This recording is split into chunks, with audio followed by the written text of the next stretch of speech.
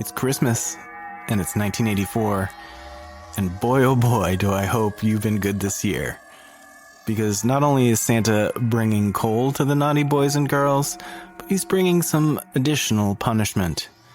That's right, it's Open Mic Night of the Living Dead, and we're discussing the Christmas slashic, Silent Night, Deadly Night. The creature's creeping right behind you. I hope you finally find a little slice of peace and light. 'Cause it comes crashing down tonight. Welcome to the open mic. When we call your name, you'll die. But there's no need to dread. This is the open mic night of the living dead.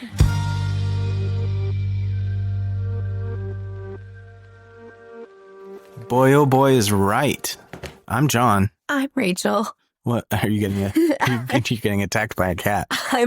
I apologize. Usually I am more present. However, our usually not present cat has made an appearance and she's attacking me over the side of the chair. So. And I'm John. I'm Rachel. Did I just say that? Probably. The cat's distracted us.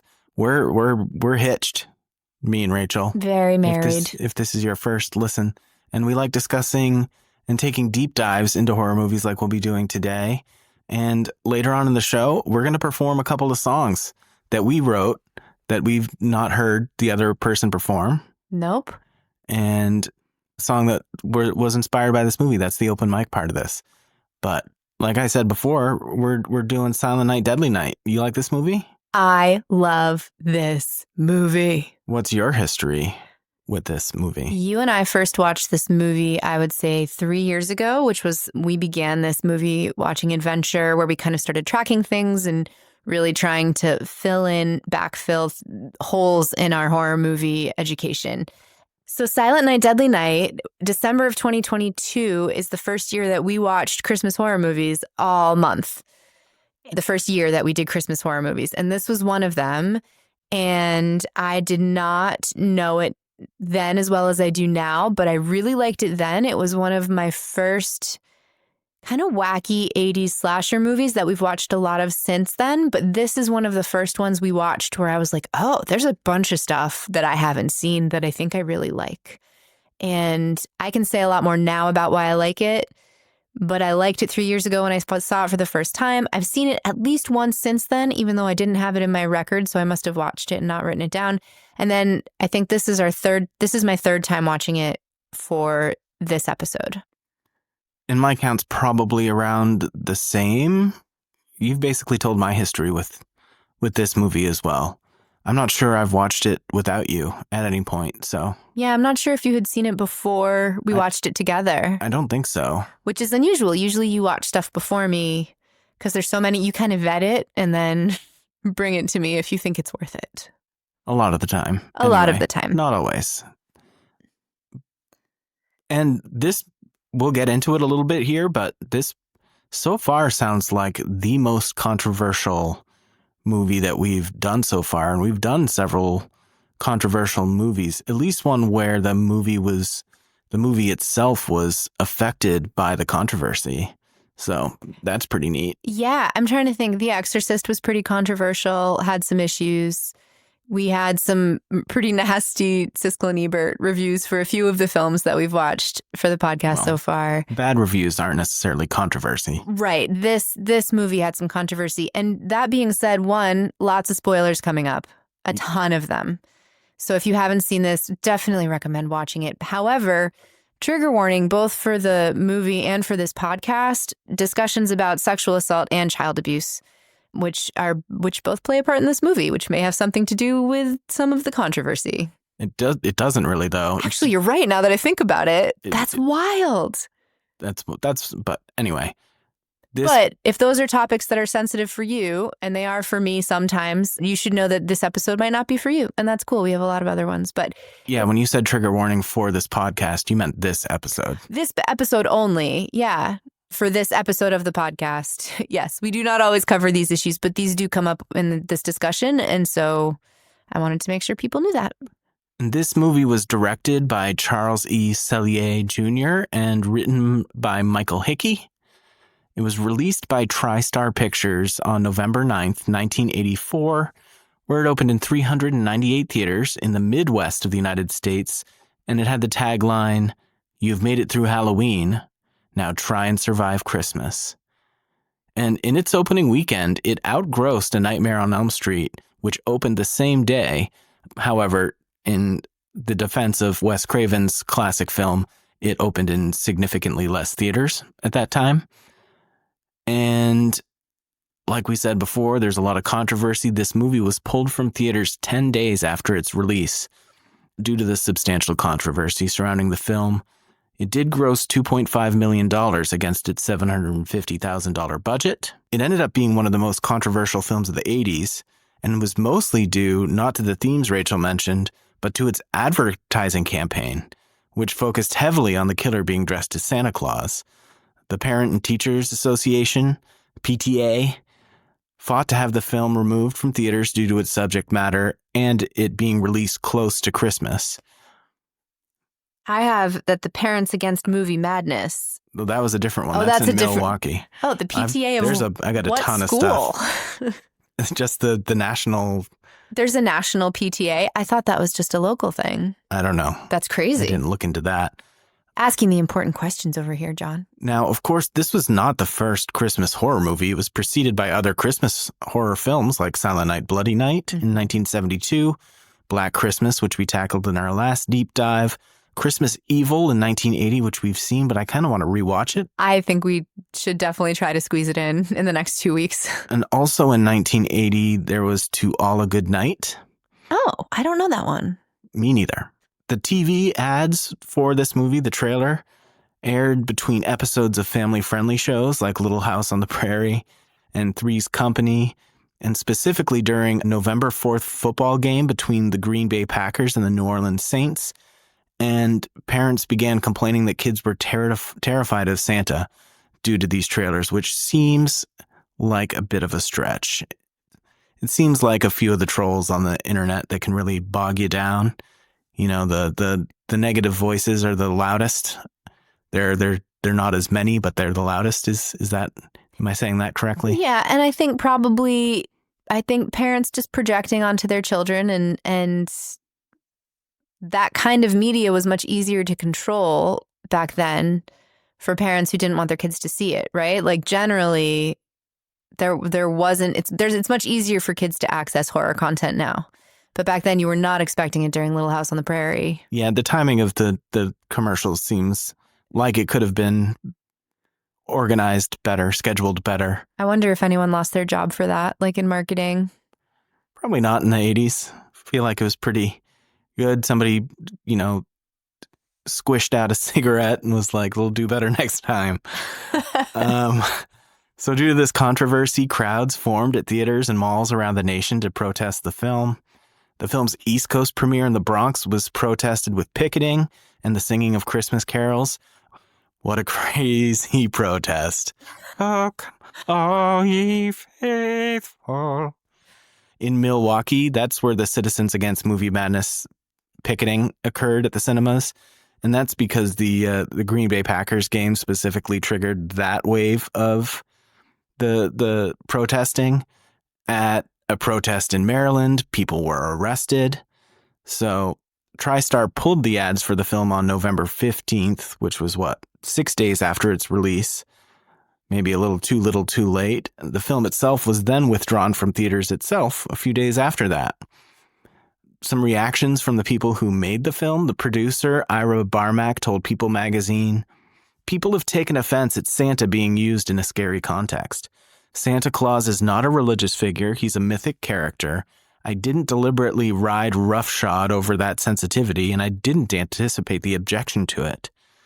While producer Scott J. Schneid said, "Not for 1 second during the conception, development, or leading up to the release of the film did I think for 1 second that there was going to be any kind of backlash against this project."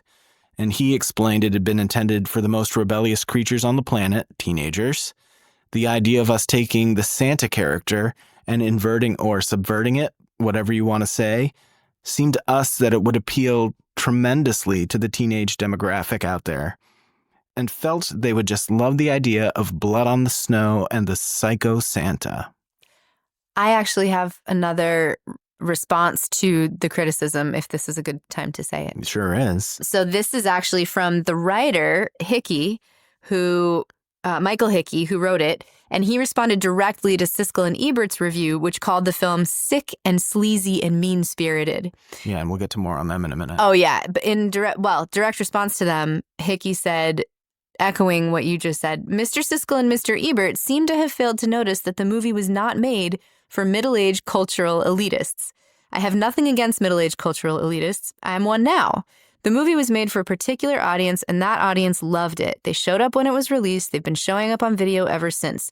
So if you say, well, this movie should never have been made, which was Siskel and Ebert's main point, then it's tantamount to say no entertainment should ever be made for this audience. And it's silly. Yeah. It wasn't made for kids either. It wasn't made for kids. It was made for teenagers. It was made for people who love horror. And since many of us are in arrested development now in our 40s and still love the movies we loved as teenagers. And the other thing that seems to get missed in all of this is that it was not Santa. Like, it is not Santa Claus doing the killing. There's been movies about that. Right. Since. And this is just crazy dude who went through some horrible stuff and should be not free on the streets.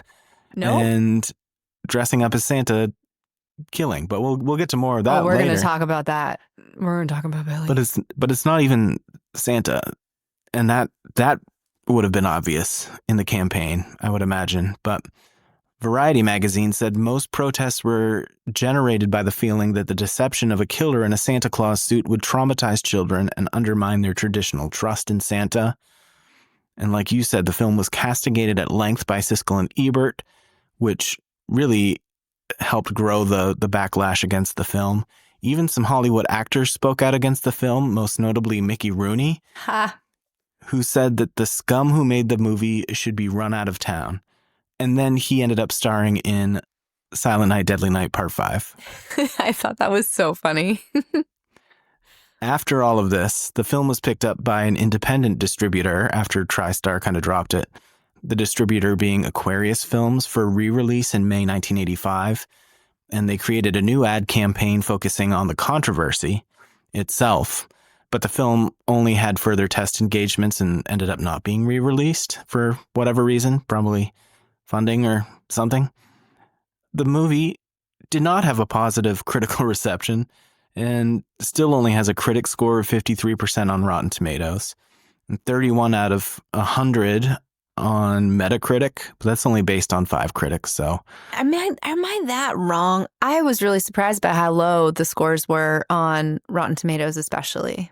I think people see it as just mean. Okay. And I don't think so at all, though. No, I don't view it that way either. I think it's a little bit more satirical than people give it credit for. But a little more on Siskel and Ebert's condemnation. Siskel ended up reading the names of the film's production crew on the air, telling them shame on you, stating that all the money the filmmakers were making off of this film was blood money. Leonard Maltin also denounced the movie, calling it a worthless splatter film, he called it a bomb, asking what's next. The Easter Bunny is a child molester. And Variety argued whatever statements the film was trying to make about the commercialism of Christmas were overshadowed by the graphic violence, which the reviewer cited as off-putting. The LA Times said it's safe to predict that Silent Night, Deadly Night will start making the worst movie of all time lists almost immediately. On a more No, I was going to say I think was it Vanity Fair that said that the violence, erased any meaning, any critique that was there. Like it overshadowed it. Like it was very off-putting. Like, yes, it was off-putting. And it actually made the critique stronger because it's off-putting. Like that's the point. Whatever. I shouldn't argue with people who might be dead. I mean, better chance of winning. The Hollywood Reporter, on a more positive note, complimented the director's workmanlike competence, which I mean, I guess that's a good thing. It's a strange thing to pick out, but They also praised the cinematography, which I wouldn't necessarily praise the cinematography that much. We'll get to that in vibe check, but they also praised Gilmer McCormick's performance as Sister Margaret, which I can certainly get on board with that. But it's funny, even the positive, I don't even necessarily agree with the positive review completely, but Right. and now what? We're mathing 41 years later. It has received a reappraisal, which is the word I was looking for in the Black Christmas episode. Ah. And I've been just waiting to bring it up. It is Do you feel better? much better. Does it feel good? Yeah. Yeah. Reappraisal for its depiction of trauma and the cycle of abuse. And while we're on the note of correcting some earlier wrongs, the other night, in like the middle of the night, sometimes you get those thoughts of like, oh, whoops. Like you forgot you left Dog outside. the dog outside. We shouldn't even talk about that. You're going to get us in trouble. It was He's fine. an accident. It happened once and he's fine. And it was over the summer. And he's fine. He is fine. But Okay, like you left the stove on is what you were probably going to say? yeah. Okay. And I think at one point in an episode, maybe even twice, I might have said that Alejandra Aja, or however you say his name, the director who directed High Tension and Crawl and some of those movies, I think I may have said that he directed the Evil Dead remake at one point.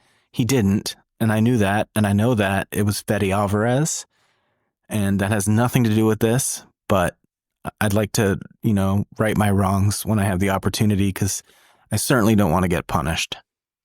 Definitely not. Definitely not. I had ended up coming across in my research this really awesome sort of review that I'm going to reference a couple of times throughout the episode, but it was on celluloiddimension.com, and they were talking about exploitation films in the 70s and 80s and how European filmmakers took the lead in stylization, crafting violent operas of psychological delirium and aesthetic flourish, most notably in Giallo, but the Americans, exploitation films were rougher, more vulgar in their approach, and found their own voice in the raw, blood-soaked poetry of the slasher film. Where the Jolly were Baroque fever dreams, American slashers were lean, mean, moral parables masquerading as trash, which I think really that's so great. Shifts the narrative of how these movies could be perceived. Which definitely goes along with how I feel about this movie. That it is brutal and dirty and sleazy and uncomfortable. And all of that is part of the story. That also it's a great juxtaposition of the European and the American vibe, which of course we'll talk about vibes also. But having just watched at least one we watched a couple Jolly in recent weeks. And yeah, Baroque fever dream. I like that a lot to describe Giallo films. That's a great. I wrote that down. I'm gonna check out that review. That sounds really cool. Yeah, go ahead. Well, also from that, because it kind of fits into the reviews, I'm trying to counter all of the negativity. Also from this article, I believe they said Silent Night, Deadly Night is a dark fairy tale where the innocent becomes the monster, shaped by the very institutions meant to protect him. Preach. Morality becomes a weapon. Yes. And Cellier, the director better known for family-friendly TV programming, approaches the material with a kind of naive sincerity that becomes strangely effective. And this movie set apart from his contemporaries by its malicious sense of purpose. And then I took this direct quote. The author of this article, or blog, or whatever you would call it, his name is Matteo Bedon, Bedon, Bedon. And this article is from December of 2023. In the end, this film is more than a holiday slasher. It is an accidental masterpiece of transgressive cinema, a furious, unhinged critique of tradition, repression, and the monstrous shapes our traumas can take. It asks not for our approval, only our attention. And if we can stomach its savagery, we may find buried beneath the blood and broken baubles, a terrible kind of truth. That is, I'm gonna see if I can find him on the internet and tell him I agree with him wholeheartedly. That is, yeah, that captures a lot of how I feel about this film and why it does stand out differently. I mean, I enjoyed Christmas Evil too, and a lot of the other kind of trashier, sleazier movies, but this one stands out for its exploration specifically of trauma and tradition and all of that. So, oh, cool. Can't wait to get into that a little more. And I think the line in that really that I think pertains to so many kinds of art where maybe people find it off-putting or what have you. It asks not for our approval, only our attention. Yeah. Which I think is so important when you're talking about movies or books or music that people want to ban or things like that. It's the point of art is not approval always. Sometimes it is, but not always, and not necessarily in this case either. Though I think reading some of the comments from the producers and the writer and everything, I think they were expecting a little more approval than they got. Yeah. But there were several home media releases over time. It was released on VHS beta in May 1986, Laserdisc in 1987. I wish I had a Laserdisc of Silent Night, Deadly Night. Oh, man. A bunch of VHS releases. DVD came out in 2003 and 2007. They actually had a hard time getting video certificate in the UK. Like, that's their rating, I guess. And you'll see some of those European movies have like a badge on them with a number, which is the age that it's kind of rated for. They had a hard time getting the certificate in the UK for this movie until Arrow Films submitted it for classification in 2009, getting it an 18 certificate without cuts being necessary, which I think they need that for the release in that country. And maybe I'm wrong about that, but Arrow Films, big fan over here. I have a lot of physical media, as we've said before, and I love a good Arrow release. But the version that we watched was the Blu-ray Collector's Edition, which was released in 2017 by Shout Factory. And the interesting thing about the version that we watched is we watched the uncensored cut or the director's cut. I'm not sure how they referred to it. But the version we watched, it was the Blu-ray version, but it was from a 4K scan. But they didn't have the original film anymore to do the scan of the cut parts, which was a really interesting way to watch one of these director's cuts, because basically they had to use like a VHS version of the unrated cuts or some other thing that they couldn't get to the same quality. So you could actually always tell what parts were the parts that had been cut from the movie. And in this case, it was mostly some of the violence. Yeah. Yeah. I listened to a couple of podcasts about this movie, and a few people I think watched this version but didn't realize why the quality cut out so poorly, because in those scenes, and it is always the scenes with extra gore and violence that were cut from kind of that original theatrical release, right? Yeah. And so those particular scenes are all really crappy quality. And so I heard a few people complain about, oh, well, I don't know what was going on with this. And I was like, oh, I know why, because they lost the high quality version of those. So it was really neat. I'm not sure if we've watched it with those bits and pieces in it before or not. I can't remember. I think we have once before. Right. And I think once we watched just the original theatrical cut. So that was kind of neat. This movie, of course, spawned 4 sequels, with parts 2 and 3 focusing on Billy's brother Ricky being the killer. And we've only watched the first 2, right? The second movie is very much a recap of the first. Do you know what? I wonder if did we talk about this? I wonder if we only watched this movie once in 22, and then in 23 we watched the second movie and felt like we watched the first movie again. We definitely have watched the version that we did this time with the cuts in it. Okay. Well, then maybe I'm wrong. Maybe I only watched it, but the point is that the second movie includes a very extensive recap of the first movie. And we're not talking about like one of those sequels where it's basically the first movie in a different package, like literally like footage from the first film and lots of it. many minutes.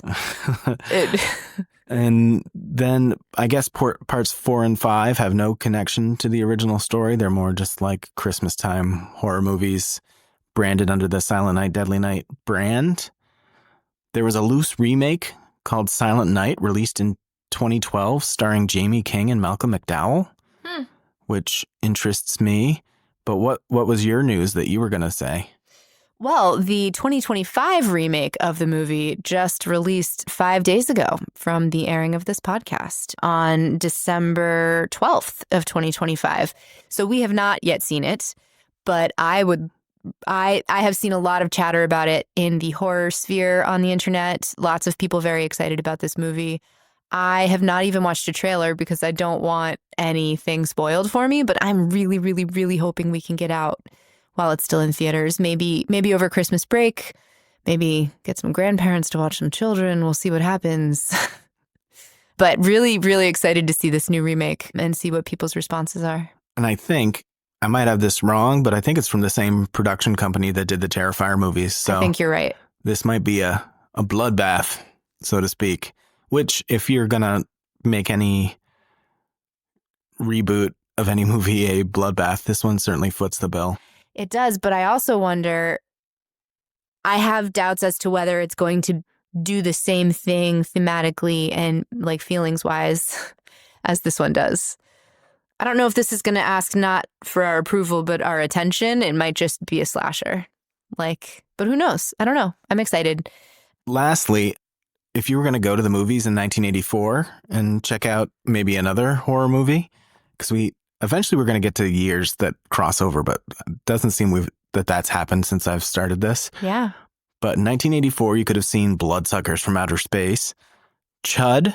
Nice. Children of the Corn, The Company of Wolves, which I've seen, Don't Open Till Christmas. I think we saw that Christmas horror movie at some point along the way. In fact, I think I remember that one better than Christmas Evil. Also, from Stephen King, we had Firestarter. Then there was Friday the 13th, the final chapter. Gremlins. The Hills Have Eyes Part 2. Night of the Comet. Would you remember that one? Yeah. That's also a Christmas horror sci-fi movie. Is it Christmas? It is. Also, I forgot about that.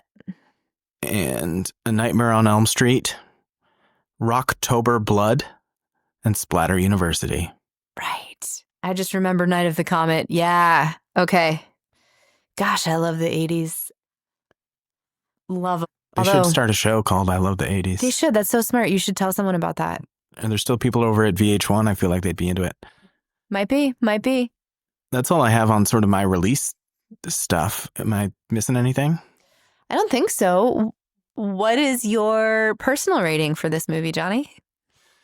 That's a good question. I should have been prepared for this. You really should have been. Because now we're doing our personal ratings plus our podcast rating. Yeah, because I think I'm always curious. We sometimes differ, but usually not by more than half a star. But sometimes we do. I gave it a 7 out of 10. Interesting. I gave it 4, which I guess is a whole star. But we rate things a little bit differently. We do. Because I do absolutely love this movie. It's interesting to do this back to back with Black Christmas because they're a very different type of movie, even though they're both kind of in the slasher genre. This one's more like slash and go. Yeah, I think for me, it's got the same thing that some of my other quirky favorite movies have. That it kind of just grabs me. And so your personal ratings have more of how I feel about them. Right. Yeah, mine are not objective in any way. My personal ratings are solely what I like. And sometimes I'll raise my personal rating if a movie is really good or does a really good job of something. But this is a 4 with mostly like Rachel likes this movie on it, unless like everybody would like. So my rating for the podcast would be high 2. Yeah, me too. Definitely not a 3, right? But I think it's a really cool movie that if you haven't watched it, would definitely recommend it, but is not, necessary for the canon, let's say, for like the core. This might be my desert island movie, but probably shouldn't be yours. unless you watch it and love it as much as I do. Excellent. All right. Should we head into story time? Let's do it. Let's do it. We'll take a little break. Be right back.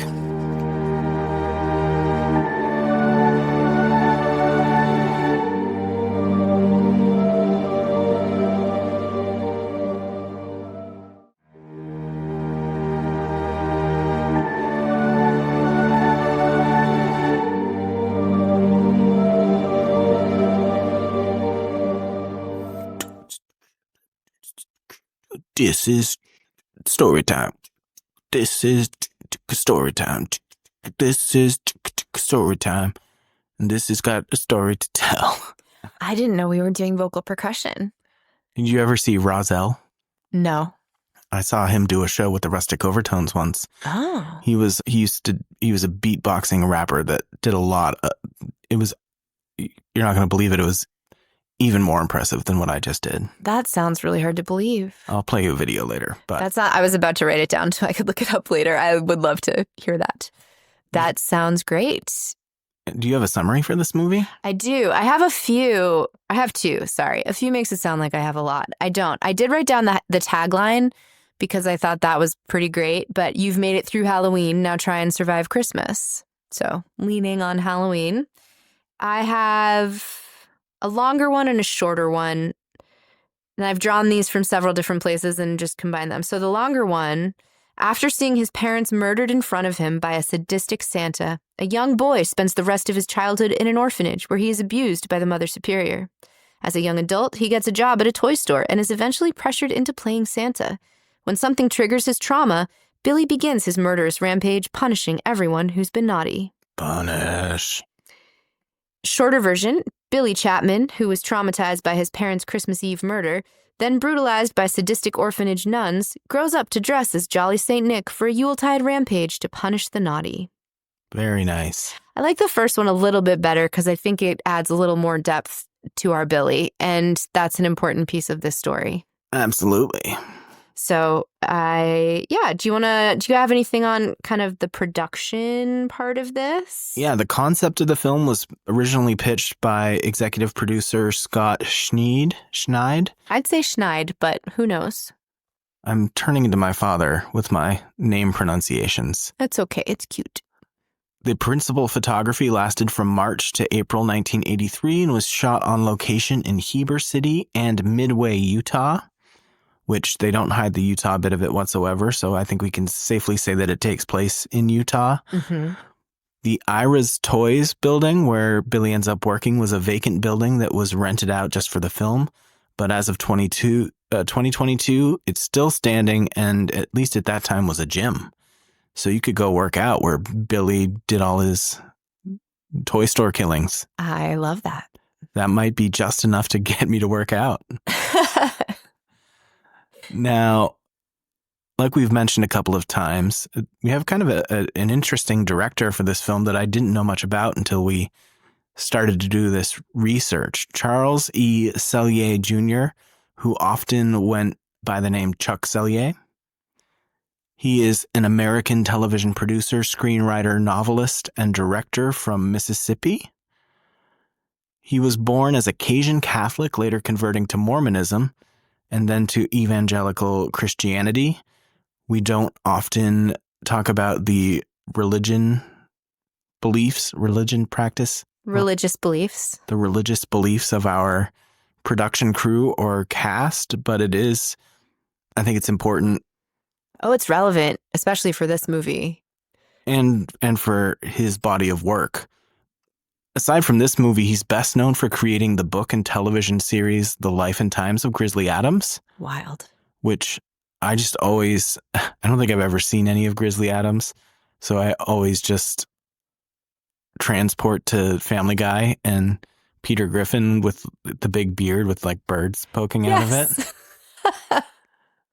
And Grizzly Adams first aired on NBC during the 1977-78 season and ran for 2 seasons and concluded with a television movie in 1982 called The Capture of Grizzly Adams.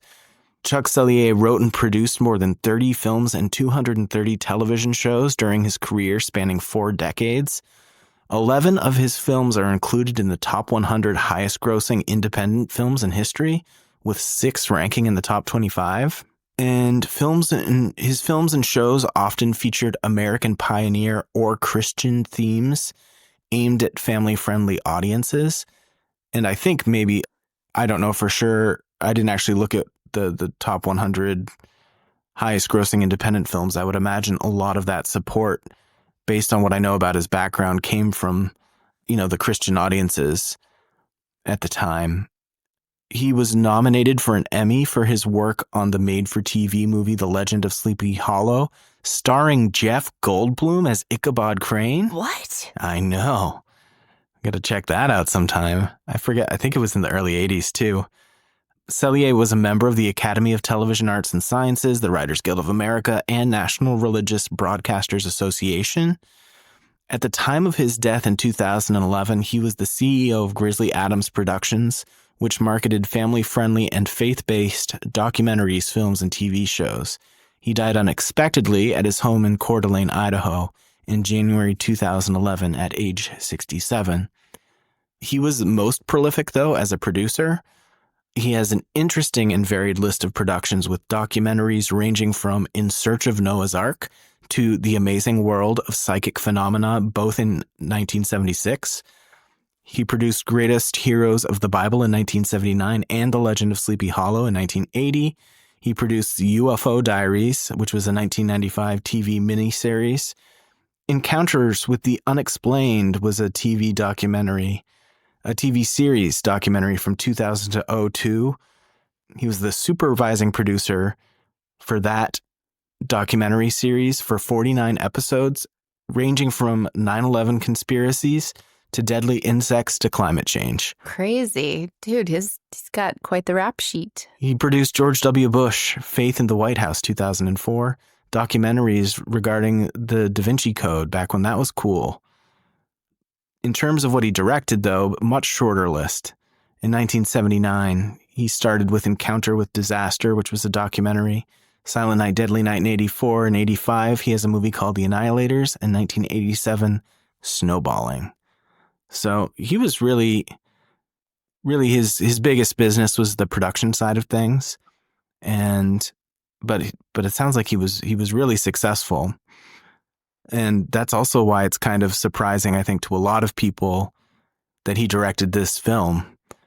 But on the other hand, it does have that Christian aspect as well. Oh, it definitely, I mean, it is a critique of Catholicism for sure, and interesting that he went from Catholicism to Mormonism to evangelical Christianity. That is a really interesting trajectory to go theologically. So that is really interesting. I didn't know any of that stuff about him. I did, however, see that he balked at doing the ultra-violent murder scenes. And so those particular scenes were staged and shot by the editor, Michael Steele. And knowing his religious background, that is less surprising to me now than it was before. Pretty interesting. I didn't come across that, so that is... It was just a little tidbit that I picked up in one of the things that I was reading. But isn't that interesting to do this movie and then not want to do this? I mean, they're pretty violent scenes.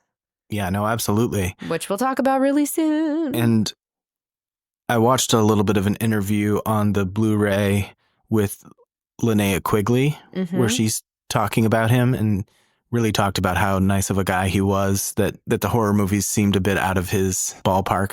Yeah, out of his comfort zone. Well, I'm glad he took that step out of his comfort zone, and we are left with this masterpiece. And he was supposedly really great to work with and kind of let the actors do their thing.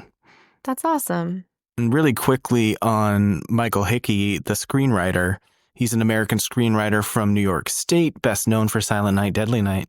He also authored the stage play Murrow about the life of newscaster Edward R. Murrow, but doesn't have like a really long list of things unless I missed it. No, I didn't find much else either, but I found some cool quotations from him that I had referenced before, but with an interview, I think this movie was re-released in 2013 or something, like on screens. There was a theatrical re-release, and so it was an interview that he did around that is where I got most of my info on him. But yeah, I think he did a great job. What makes this movie stand out for me, it was very intentional on the part of the writing. And he said there would have been nothing interesting to write if it was just a series of killings done by somebody who more or less happens to be dressed as Santa. The concept that the producers brought to me posed an inevitable question, which is, how does this happen? How does a person end up in a Santa suit with an axe in his hand, gleefully killing people on Christmas Eve? And I guess other horror films or slashers might have given that short shrift, but to us, that was the story. That's what's interesting. That's what you could write about that would make a character, a structure, and a story. That was always our intention, to deal with the character, how he ended up in this horrible predicament. That's how the structure was arrived at. The attempt to answer the question, how did this guy get here?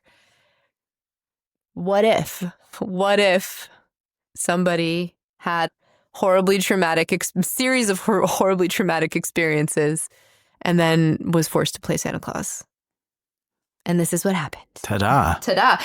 Are we ready to take on our characters? Yeah, let me hear it. So let's talk about Billy.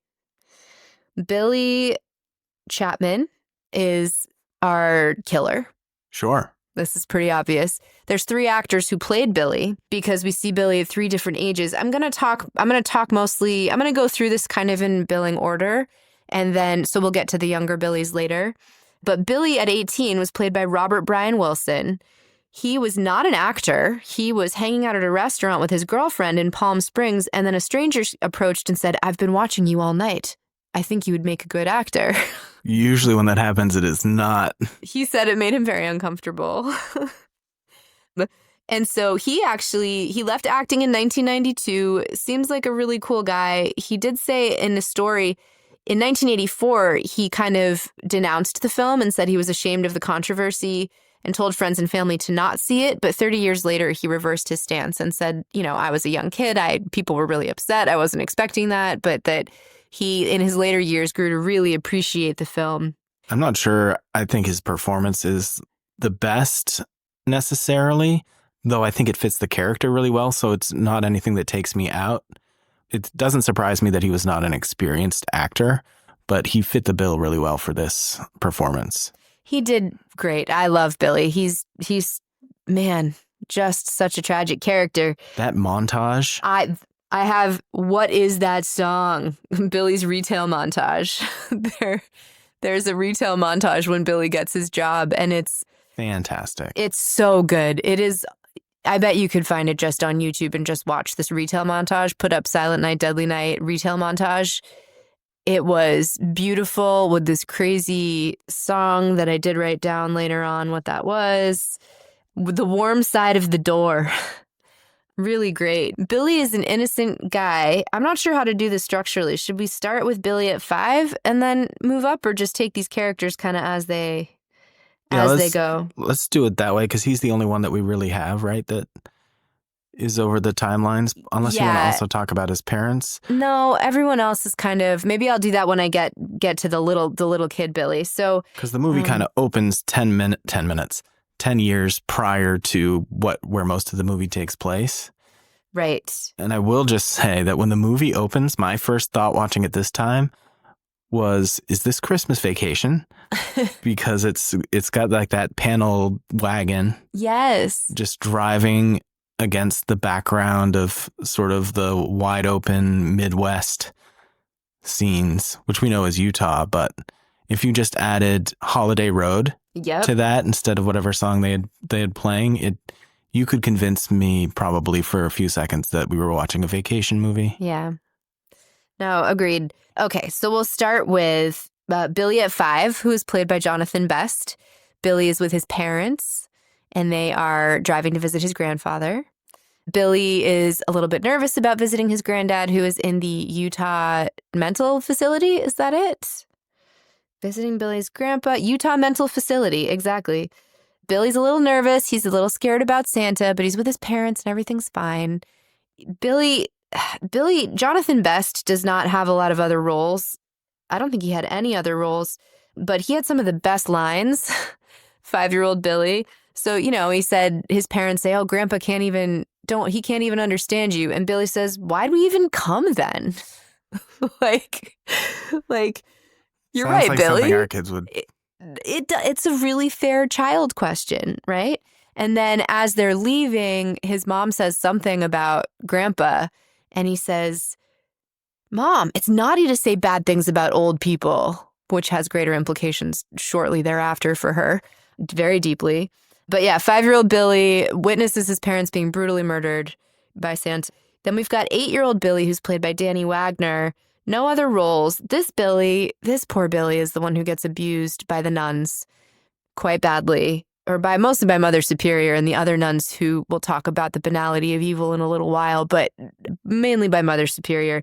This Billy punches Santa Claus right in the nose when Mother Superior tries to force him to sit there. This Billy is a sweet boy who just wants to be a good orphan, and he is brutally abused. And man, I feel for that kid. He did great, I thought. Yeah. Great child actor, especially some of the stuff that that actor had to do. Really, really quite intense, I think. It seems like to me it would be pretty. I'm sure he wasn't actually looking through a peephole watching people naked having sex. No, usually not. Usually not. However, he was getting beaten by Mother Superior and punching Santa Claus in the nose graphically. Yeah, it was pretty great. Pretty great. And then Billy at 18 gets a job at the toy store, does his retail montage.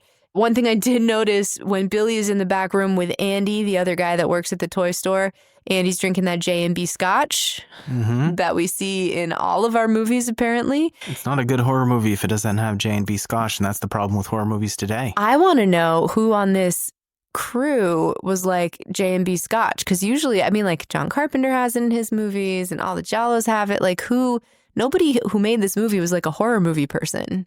I keep meaning to do more on like production designers and stuff like that, maybe in future episodes. That's a good idea. Yeah, we should, I mean...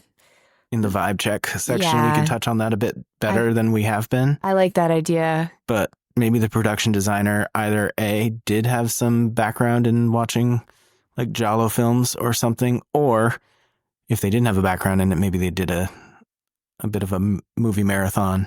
Yeah. And was like, wow, this is in so many movies.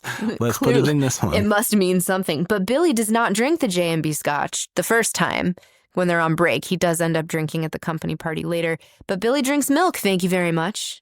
That's who Billy is. Billy's just a good kid until he's forced to become Santa Claus. And if parents were worried about the message this movie was going to send to their children back then, wasn't like a big thing, like drink your milk and be strong. Like this proved how strong you would be if you drank milk. It's strong enough to impale Linnea Quigley on some antlers, but we'll get there. Yeah, don't forget about Murder Mayhem. I know. I'm not gonna dive too deep. But do you say milk or milk? I say milk. You say what? Milk. I think I say milk. Milk with an S sound instead of an I. Yeah. Milk. Which I know is not correct. Well, that's just regional. There's no correct or incorrect. I think that's fascinating how words change. There are people in your family who have very strong Maine accents, and then also some Rhode Island and Florida accents. So there's some words in your family, I think, that I bet milk is from one of those places, is my guess. Put it in the notes. Wherever it's from, it's delicious. It's delicious. You don't drink milk. What are you talking about? I should. Just eat your broccoli. You'll get your calcium. Let's also talk about Billy in the scene where he is playing Santa Claus and there's little children on his lap. Oh, it's so good. So Billy is forced to have these children on his lap, and there's this little girl who's just squirming around. Yeah, and the store Santa got injured, so he had to be the substitute. Yep. And man, he tries to get this little girl to behave and she won't. And he says, Do you know what I do to little kids who are naughty? I punish them severely. She shut right up. And then the parents said, he sure knows how to handle kids. I bet there were so many store Santas back then who saw this that were like, finally, somebody gets it. Oh my goodness. It's a great scene. Just all these happy moms watching their children be severely threatened by a very mentally unstable 18-year-old boy. It was great. They probably had a hard time seeing through his good looks. Yeah, he was quite handsome. Billy, I wrote here, lifts Andy up off the ground. Super, super strong. Back to the milk. Billy is so strong. Another twist of fate that makes it easy for him to do vicious stuff and be a great stock guy. Billy, everything that Billy is we see so many bits and pieces of what go into his development, right? Like if Billy was not this massive beast of a man, he wouldn't be nearly as good at murdering people as he is, right? Like if he had been like a skinny, scrawny little guy that like a lot of the killing that he does is just kind of this brute strength. I don't know. That just stood out to me along with all of the other things that happen kind of accidentally. And we'll talk about this when we talk about the theme of trauma later on, that he just has all of these things happen to him. And then also physically, he is an imposing, handsome man. Well, and they establish that in the story really well because it's his size and strength that gets him hired at the toy store to begin with, because Mr. Sims, who you'll be getting to shortly, didn't want to hire anybody from the orphanage. And as soon as Billy walks up, he sees how big and strong he looks and was like, we'll hire him. Yeah.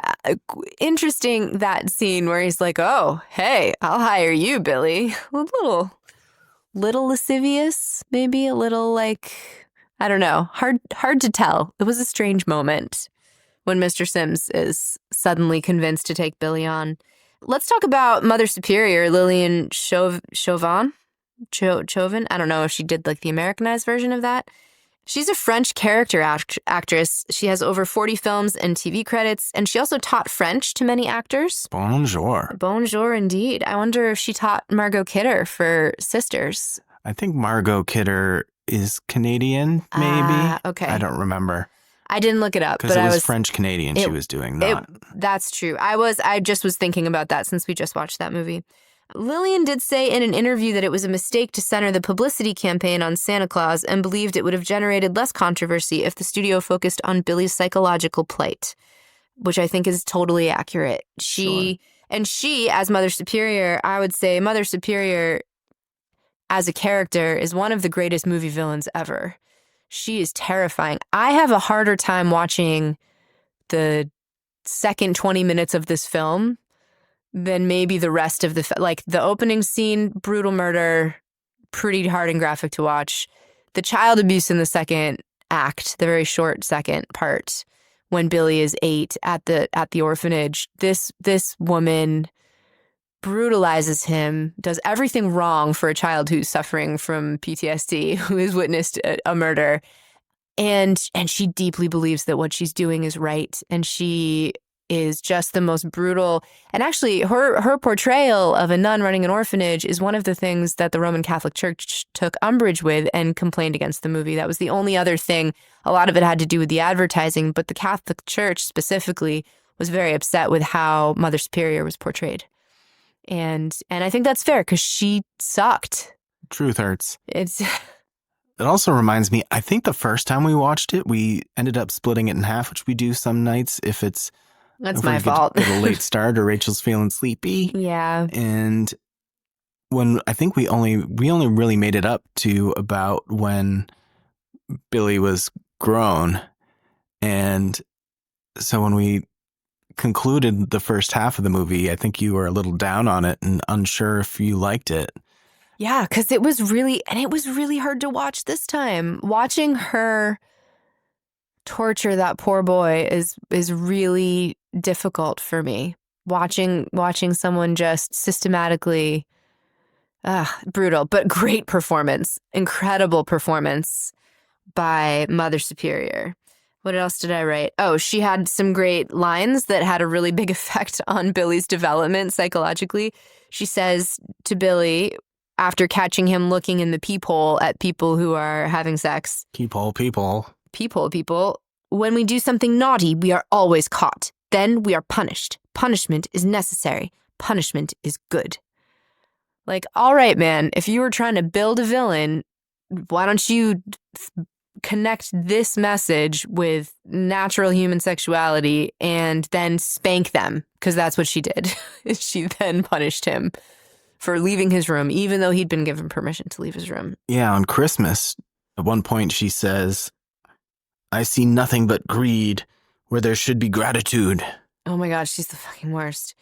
I don't know what this means or why. I was really tired at the end of this. Mother Superior lecturing anyone is fucking tragedy. She thinks if she says a thing, it happens. I think what I meant was that she's trying to explain. You've got Mother Superior, and then we've got Sister Margaret, and Sister Margaret's kind of pushing a little bit on Mother Superior. She doesn't push a lot, but she's explaining to Sister Margaret, a little bit of her reasoning behind why she's punishing Billy in this way. And she thinks that, and she tells her he will sit in Santa's lap. I think I was referring to kind of that.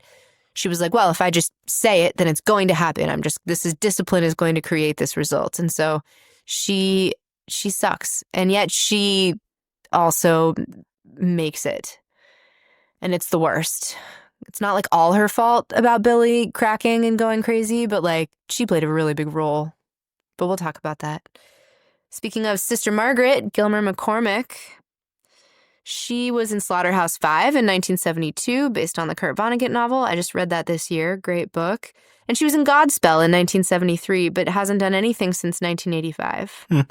She clearly thinks what Mother Superior is doing is wrong, but she doesn't do much of anything. She kind of helps Billy as much as she can within the messed up structure that she is a part of. And then one of my favorite lines of hers, the kid may be nuts, but he's not stupid, when she's at the police station towards the very end of the movie. And I just remembered that delivery being pretty great. A lot of characters in this movie. We've got Pamela, played by Toni Nero. She was in Knight Rider, 1982. Yeah, Pamela goes into the stockroom with Andy, even though she doesn't want to mess around with him. This is the second of 2 sexual assaults in the film where Andy continues to push Pamela they start outside the stockroom. They she do. Seems a little interested and maybe a little I wrote Christmas kissies. No one could be that naive. Pamela is what I wrote. Like, don't go in the stockroom with him. He's shaking mistletoe. Like, what do you think he's going to do? Like, because he told her that, she's like, oh, what do you have to show me? And you know what? Sometimes young girls are that naive and they don't know. And I guess you just have to learn through experience. Pamela didn't really have much of a chance to learn. But she also is the only woman that Billy is attracted to. Billy has this crazy, intense fantasy about her that they filmed. And well, it parallels what he saw through the keyhole when he was a kid. We're going to talk about the boobs. We're definitely going to talk about the boobs. And yes, it does parallel what he saw as a kid. So when he sees Andy attacking Pamela, that's what finally trips him up. But poor Pamela, yeah, we'll talk about her in Murder Mayhem. We've Mr. Sims, played by Britt Leach. He's a very well-known character actor. He was Anthony Michael Hall's father in Weird Science. He was on a ton of TV shows, retired in the early 90s. He's great in this. Mr. Sims. Yeah. 7 o'clock, it's over. Time to get shit-faced, right? Great line. Owns the toy store. Really likes Billy a lot and likes watching Billy a lot. He unfortunately becomes one of Billy's victims, but is a good guy overall, runs a cool toy store, gets his employees schnockered after Christmas shopping is done. Oh, also, the actor, Britt Leach, once shared an apartment with Jim Morrison of The Doors. Wow. Yeah, I know. Cool, right? Seems like a bit of an odd couple, but I guess I don't know Mr. Leach very well. Not the man, just the character. Got Mrs. Randall, played by Nancy Borgenicht. Nothing about her. She looks somewhat familiar to me, though. I looked and didn't see anything that I could recognize. So I think she did some character acting, but yeah. We've got Denise, Linnea Quigley. Let's pause. Even though she has a very brief time on screen, and we don't know anything about her character except she's a babysitter getting it on with her boyfriend while the kid is upstairs on Christmas Eve, which, holy smokes, that's a ballsy move. Get what I did there? Because they're on a pool table. Ballsy move. Linnea Quigley, she was trash in Return of the Living Dead in 1985. She played Suzanne in Night of the Demons, one of my favorites, and Dolores in Graduation Day in 1981. She's got 178 credits on IMDb as an actor. Been naked in so many movies. Yeah, including, well, I don't know if she was naked, but she made 3 movies last year alone. We got to meet her. She was great. She's so cool. She's the sweetest, so nice, looked unbelievably incredible. This beautiful, black lace dress was just a real delight getting to know her. She was very, very nice for the few minutes that we got to meet her.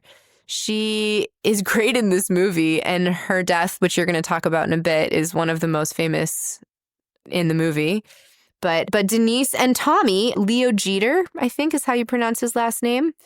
Leo Jeter played Tommy, best known as a producer, much like our director. He was the producer of The Closer and Major Crimes. He was a writer on Longmire, which is a show that's been on my list for a while.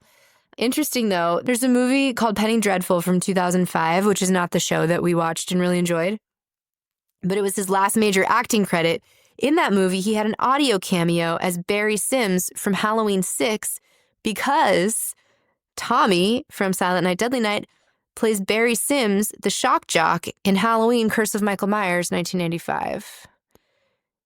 Wait, so the guy who plays Tommy in this plays Barry Sims? Yes.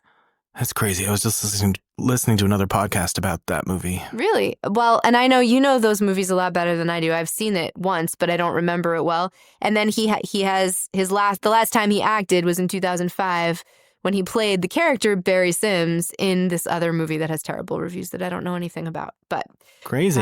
Yeah, I thought you would really like that connection. There's a Halloween connection there. And then last but not least, we've got a couple more here. Grandpa Will Hare. Usually when you say last but not least, there's one more left. I know, but I thought I was done and then I turned the page. So Grandpa Will Hare played Pa Peabody in Back to the Future. That's where you knew him from. Oh, yeah. When Yep. Marty crashes the DeLorean through it's not, I say it like it's Marty's fault. It's not Marty's fault because he just shot through time for the first time. And there's no longer a mall there. It's just a barn. And it is Grandpa from Silent Night, Deadly Night. I was listening to a podcast about this and heard that this character was written in because the writer it was either the writer or the director loved The Shining, and that Grandpa is supposed to be like a Dick Halloran character or a Crazy Ralph character from Friday the 13th, that he's kind of like the message of doom, right? So Billy's grandpa, when Billy's parents are out of the room, grabs him and starts terrifying him about Santa Claus, saying Santa Claus only brings presents to kids who've been good all year. All the naughty ones he punishes. Again, setting the scene for Billy to later become the Punisher. He's definitely more of a Crazy Ralph to me than a Dick Halloran. Well, that's what I thought, but I heard that on a podcast. I do not have written verification that is what happened, but that the reason he was written in was because of somebody's... So he was inspired by it. But he ended up being more of a Crazy Ralph. Because there's nothing supernatural about it. No. Unless you perceive it that when the parents disappear, then he comes to life. But to me, it was more like he's kind of feigning his... He's kind of fucking with Billy. Yeah. But that is interesting, knowing that the writer's inspiration was Dick Halloran from The Shining. Maybe it is supposed to be kind of like an omen of like, don't go, because he's right. Santa does come and punish poor Billy. And then finally, we've got Killer Santa, played by Charles Deerkop, who lots and lots of acting credits, including 3 films that were nominated for Best Picture Oscars, including The Sting in 1973, Butch Cassidy and the Sundance Kid in 1969, and The Hustler in 1961. And he acted throughout the rest of his life, right up till 2018, and his nickname was Tricky Dicky. I thought you would enjoy that little tidbit. But that Killer Santa... Wasn't that Nixon's nickname? I don't know, but it was also this guy's nickname. Interesting. So that's it for characters and the actors who play them. More people than we sometimes have, but lots of really fun acting, some really good acting in a few cases. And this really is a story about Billy especially, but all the other people that have kind of impacted his life. Well, now that you've told us about the characters, let me tell you about how they died. Yes. And for 1984, like I mentioned before, this was the same year that the 4th Friday the 13th movie came out, which means that there were at least 3 Halloween movies out by this time. So like the slasher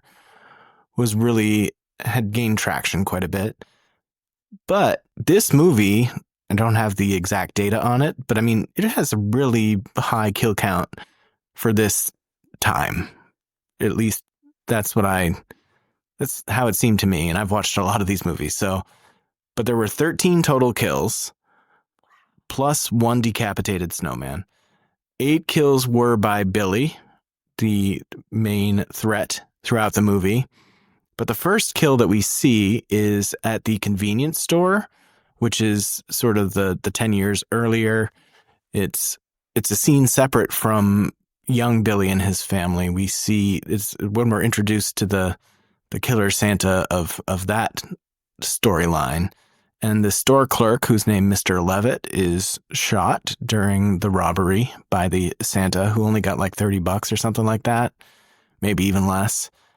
And shortly thereafter is when we see the death of Billy's parents, which obviously sort of triggers everything that is to come for poor Billy. Billy's father is shot by the same Santa that shot the store clerk, but the Santa at that point was sort of feigning having a broken down car. Can we go back to the store clerk real quick? The first time I watched this movie, and in fact in this rewatch, the store clerk's death is the first moment that you're kind of like, whoa. Because like and we'll talk about this with special effects, but pretty graphic shot, right? Like I just remember seeing that and being like, oh, this is this kind of movie. Like it's right. And that's right at the beginning of the movie, like straight up, like a pretty bloody death right up front. Yeah. Quickly followed. Shot to the head. Shot to the head, quickly followed by Billy's parents' murders, which are even more graphic. Yeah. So Santa convinces them to pull over to help. And, they're all like, look, Billy, it's Santa. And Billy's already been scared by his grandfather about Santa and is worried about his mom, who's been saying disparaging things about Grandpa at this point. And Santa comes up to the car, quickly disposes of his father by shooting him, and then cuts Billy's mother's throat. At that point, Billy is sort of run across the street and hiding in the bushes, but he sees everything. And this is murder and mayhem. So part of the mayhem of the killing of Billy's mother, very important for later on in the movie, is that he also sexually assaults his mom. Yes. Like rips her shirt open and fondles her and then cuts her throat. So Billy's first pair of boobies is his mom's. I mean, most people's. Hold up. But the first pair of breasts he sees in a sexual manner belong to his mother. So there's a trauma. And then her throat is cut by Santa Claus, who's the one who is assaulting and then murdering his mom. This is pretty messed up. This is pretty messed up. And then we get a little break in the murder area of things. There may be some mayhem, which you can fill in the blanks on that. Because, I will. Because from that point, there's sort of, we see all of everything that happens at the orphanage. Yeah, I would say in terms of mayhem, there's no murder, but do we include sex in mayhem? We can do whatever we want. This is the second murder in mayhem. All right, second murder in mayhem. So Billy witnesses two people having sex, don't even know who they are. Is one of them a nun? Maybe. And the guy is just like, what, like a delivery man? I don't know. I think they're just older kids at the orphanage from what I saw. Older kids at the orphanage. That makes sense. So he witnesses that through a peephole. He is then punished severely by Mother Superior with spanking. Since they're getting closer to Christmas, he's having lots of nightmares, flashing back to this traumatic event. And then he is then tied to his bed so he can't get out of it. So he is restrained and humiliated in front of all the other kids because he keeps getting out of his bed at night because he is having horrible nightmares. And then he is forced to sit in Santa Claus's lap and punches him in the face. And the blood in Santa Claus's face over the beard is also a really graphic image there. He like breaks Santa Claus's nose. There's so many Santas in this movie. Should have done a Santa count. That scene is also very brutal. So poor Billy. Yeah, lots of mayhem for Billy in his early formative years, all prior to his personality solidifying. And this is why he does what he does later. But then we see a lot of kind of a jolly time at the toy store, sort of the height of Billy's contentedness, I would say, before he gets triggered. A lot of great toys in that toy store. Oh man, so many cool toys. It was like all real toys. And Billy was so sweet. And I'm more interested in the toys. Okay, sorry. There's lots of Star Wars stuff back there, but I saw Masters of the Universe, which was my jam. I saw the old Mousetrap game in there. There was a little bit of everything from that time. I'm not sure they properly got the licensing that you would at least need to get today if you were going to have that, but I don't know. It seemed like a pretty legit toy store. I did not know that it was 100% staged. Yeah. Which is pretty impressive. Production designer that we didn't do research on But then, like we discussed earlier, Billy is forced basically to substitute as Santa, and that's what triggers him into his ultimate journey of murder and mayhem. His first victim as an adult is Andy, his coworker, who, as you stated before, took Pamela out back for a little unwanted hanky-panky. Billy utilizes, the Christmas decorations at hand. He's so strong. Keeping it at theme, and strangles Andy with the Christmas lights, hangs him.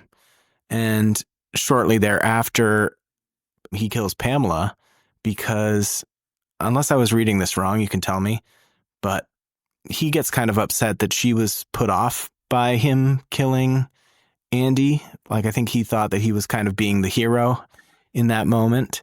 And she obviously was quite disgusted by the fact that he just murdered somebody in front of her, even though he was stopping her from being assaulted further.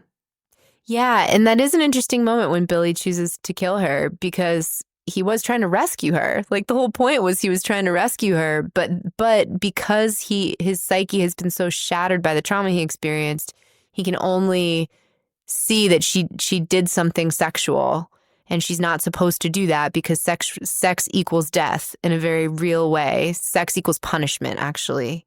And the only way to punish is with death. And he slices her stomach with a box cutter. Oh my God, it's so brutal. Which I think those frames were entirely cut from the film, if I remember correctly, because those were the lower quality added back in footage. But shortly thereafter, Mr. Sims, through his revelry, hears what he thinks might be some hoopla coming from out back, and he goes to investigate. Never go to investigate. Poor Mr. Sims gets a hammer to the head, which is pretty brutal. And not long after, Mrs. Randall, who's also enjoyed her fair share of eggnog that evening, gets a bow and arrow through the gut. It's gonna get ya. So at that point, he has disposed of everyone who's in the building with him at the toy store, Ira's Toy Store, which is named after the producer, Ira. And he moves out into the community, which I hate to be in that community that evening. No bueno. Yeah. There is this point, like and I know where he's going next, but when he gets there, it's just kind of like, how did he make his choice? Oh, well, I think that's an easy answer. Tell me. She comes to the door naked, topless. But why did he pick that door? Oh, maybe he was walking by and he saw her. Oh, interesting. Oh, she comes to the door and opens for the cat, right? Yes. Oh, so he's just walking by and he sees boobies. Yep. And so and that's Denise, Linnea Quigley. He comes on in and impales her on the deer antlers. Brutal scene, man. Looks so good. Talk about a trademark sort of moment for horror. Yeah. If you haven't seen that, definitely check it out if you are into, the slashery kind of horror. Sometimes the things we say. I know. And it was another one that it'd be interesting now to go back and watch the theatrical cut, because a lot of the actual violence in her death is also cut from the film. Yes. You really only see her on the antlers when the boyfriend comes looking for her, Tommy. And that's when you really see her on the deer antlers, as opposed to this uncut version where you see the antlers going through her body and being hung up there. You see them like poking her stomach from the other side. Pretty great effects, which we'll get to. Incredible effects, especially for a movie like this. And so poor Tommy comes looking for his topless maiden and instead encounters big, strong Billy. And after a little bit of a rumble, Tommy gets tossed out the window and takes a couple of huge shards of glass both to the gut and the neck, it looks like, which does him in. Not long after that, we cut to... It's funny, every time I watch this, I forget some of these scenes are coming. Yeah. And they kind of just come one after the other, and they're all great. I'm like, oh, yes, awesome. We have Bob and Mac. That's right. Who bully some younger kids out of giving over their toboggans. There's a couple of little kids that are about to go tobogganing down in the woods there. And oh, can we talk real quick just about Billy and the girl after he kills Denise and Tommy? Oh, right. That he gives up the box cutter that he killed Pamela with. Yep. Because he asks her if she's been naughty. Or does he ask her if she's been good or been naughty? I think he asks if she's been good. I didn't write it down. I don't remember. However he asks her, she basically implies that she has been good all year. And he asks her a couple of different ways because he's pretty sure there's no way that this little girl has been 100% good all year. But she convinces him. Man, and that's like, you're on the edge, right? Because this movie's done some pretty fucked up stuff. And you're like, what's he going to do with that box cutter? and instead, he gifts it to her because, she's been a good girl. She's been good. She gets a gift. Got her gift. God, the parents coming home to that mess. But oh no, what if they think the little girl did it? They won't think the little girl did it. They weren't killed with box cutters. I know, but I was just imagining that. I just wrote that scene in my head real quick. And they're like, there she is with a bloody box cutter. Wild. But then we've got the boys in the woods who are about to go sledding. And they get bullied out of their toboggans by Bob and Mac. And Bob's the real jerk face out of the duo. And real distinctive looking actor too. I looked him up, but I forget. I didn't write them down. Just there were so many characters. I didn't get everybody, but yeah. And this was a very brief scene. But I thought this movie was going to provide a shorter episode for us, but it certainly is not. We just keep adding stuff. But first Mac goes down and doesn't get. Well, we see that Billy's in the area, and he has witnessed this bullying, but it's really Bob that's done the bullying, and. So Mac goes down and he's unscathed and he's waiting at the bottom of the hill for his friend Bob to come down. And Bob meets the axe halfway down the hill, gets his head lobbed off, and you get this fantastic little end to the scene where Bob's decapitated body is riding down the hill and Mac suddenly realizes what he's looking at, and closely behind the toboggan with the headless body is indeed Bob's head rolling down the hill. Yes. The next death is a non-Billy death, and we don't need to go through every single plot point, I don't think. No. But there's an all points bulletin out now at this point. It's sort of the next morning. It's daylight, and everybody's looking for this killer Santa. They've sort of realized Sister Margaret and she's at the police station. And Captain Richards is his name, the main police officer running the show here. She's basically been like, he's going to go back to the orphanage. So they send Officer Barnes over that way. And of course, approaching the building is Father O'Brien for his annual visit as Santa Claus. Presumably the Santa that maybe Billy punched when he was a little kid. But we don't know that as viewers. Right. Yet, that it's Father O'Brien. We just see a Santa Claus, and so does Officer Barnes. Yes, the first time you watch it, you certainly might think that it is, in fact, Billy, which is a great misdirect. And Officer Barnes, doing what he thinks is right, he orders the cop orders the Santa to stop. Little does he know that poor Father O'Brien's deaf, essentially, doesn't hear what the orders being yelled at him to stop. So Officer Barnes shoots him, but right in front of the children. Right in front of the children, so they all get their own trauma for the future. That's what this movie's about. But Officer Barnes gets his own comeuppance shortly thereafter. He's the next to be the victim of Billy's axe. I don't know if he deserves a comeuppance. I still think he acted. Can we just say if what he did was right? If it had been Billy and Billy was heading towards the children, shooting him would have been the right thing to do. He didn't deserve to die. That's for sure. Officer Barnes, yes. But there was also no threatening actions being made by Father O'Brien. True. So he might have jumped the gun slightly. Is that where the phrase comes from? Jumping the gun? Probably. And I think it comes from like racing. You're right. Yeah. That makes more sense. But it's appropriate in this situation. There's a great sequence of Officer Barnes. They've gone through sort of the hoopla talking about the fact that Billy's still out there and keep the kids inside. It's going to be, they're going to be safe in here. I'm going to go look around the outside of the building, which is a great little sequence of him sort of going through the yard. And then he goes down into at first I thought it was a shed, but it leads down to this huge boiler room basement area.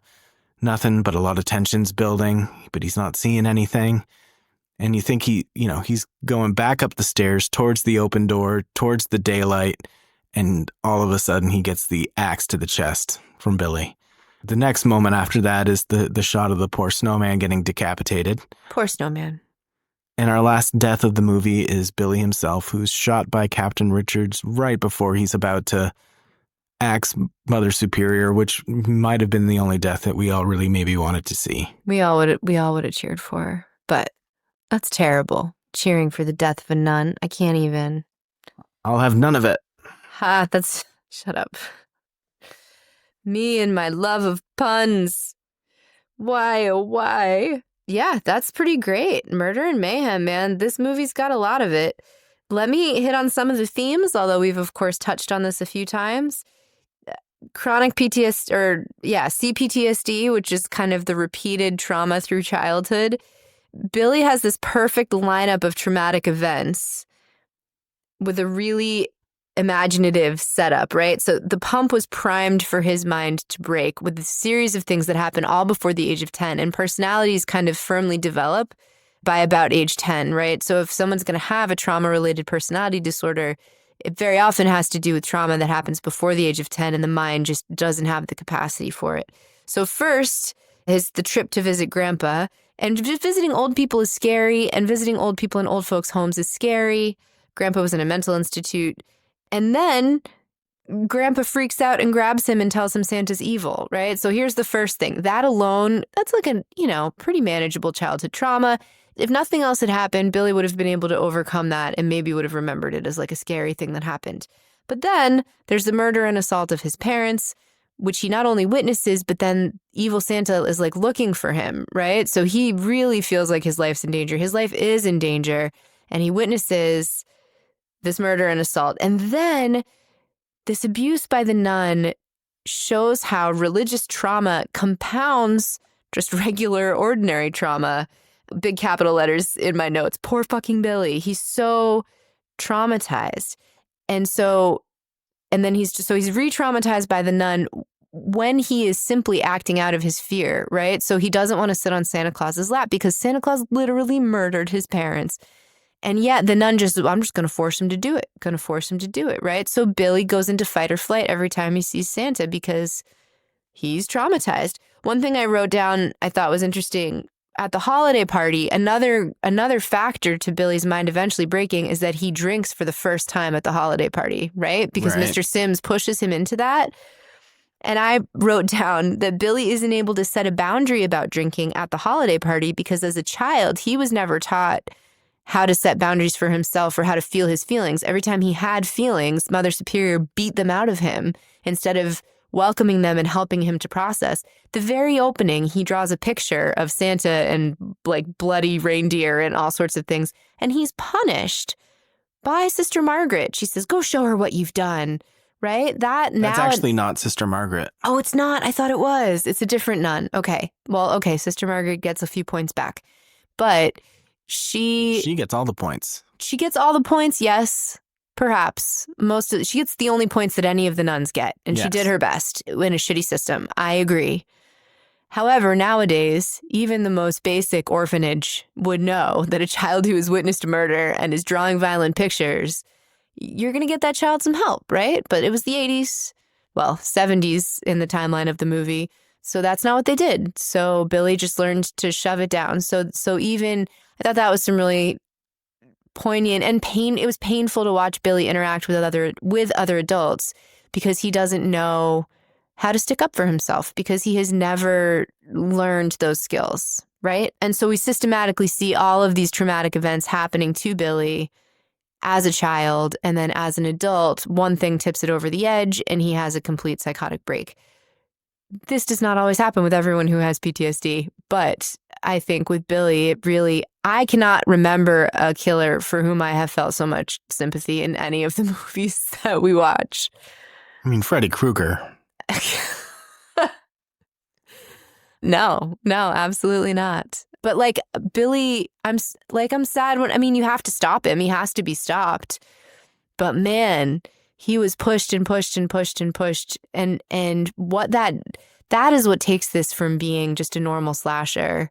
Even when you have a reason for someone to be a slasher, even when you give Michael Myers a backstory in the Rob Zombie Halloween movies, you have a little bit of sympathy for him, but not a lot. Like, I don't know. I didn't feel the same sympathy I feel for Billy. Let me put it that way. Tied in with this is sexuality and shame. And so I listened to one of my favorite horror podcasts was talking about this a couple years ago and cited conversation with Wes Craven and Cunningham. Sean. Thank you, Sean Cunningham, that basically no blood and boobs at the same time. So in Halloween and Friday the 13th, there is sexuality and there is murder, and they're close in time to each other, but they're not at the same time. Silent Night, Deadly Night does them at the same time, right? With the assault on Billy's mom, and maybe that has something to do with why this movie was so much more jarring than Halloween or Friday the 13th, even though there's also graphic murders and there's also sexual stuff happening, but you don't see blood and boobs at the same time. There is something really visceral and scary about that. However, we need to have the sexual assault in this movie as part of the formative trauma for Billy, because that's what triggers him later, as you pointed out with Pamela, right? Like it is, and he has, again, these moments that if he had had just one of them, maybe he would not have become a murderer. But he sees his mother be sexually assaulted and murdered simultaneously. And then he sees healthy sexuality when he's a child, and he is instantly beaten and punished just for viewing it. And he hears Mother Superior beating the two kids who were having sex in the room, right? So he's equating punishment and sexuality. And then the next sexual act he sees is Andy forcing himself on Pamela. And then he stops Andy with violence, and then Pamela rejects him and pushes him away. But he's also, so every time he had thoughts about Pamela, he felt bad about himself. So this sex and punishment are inextricably linked for Billy. And that is why that final sexual assault is the trigger for him. And much more distinctively in this than a lot of the movies that a lot of people say is about that. Punishing people for having sex. Yeah, you're talking about things like I Spit on Your Grave and Last House on the Left, right? No, like, I'm talking about like Friday the 13th and Halloween. Oh, I see. Sorry. Those, I was thinking of like the vengeance ones where someone is sexually assaulted. No, and then, the movies that they're, they talk about slasher films as kids being punished for having premarital sex. Right. Which you could get to some degree. We've talked about that before. Yeah. But this movie really makes it clear that that's part of it. It's explicit here, not implicit, in a way that's really uncomfortable and really, really disturbing, I think. And then just the last theme that I tapped on before, the banality of evil. Are you familiar with Hannah Arendt's Banality of Evil? She was a philosopher writer who wrote about World War II. And she talked about how terrifying evil comes not from fanatics, but from normal individuals who are unthinking and follow the status quo. So the argument of a lot of Nazis in World War II was I was just following orders.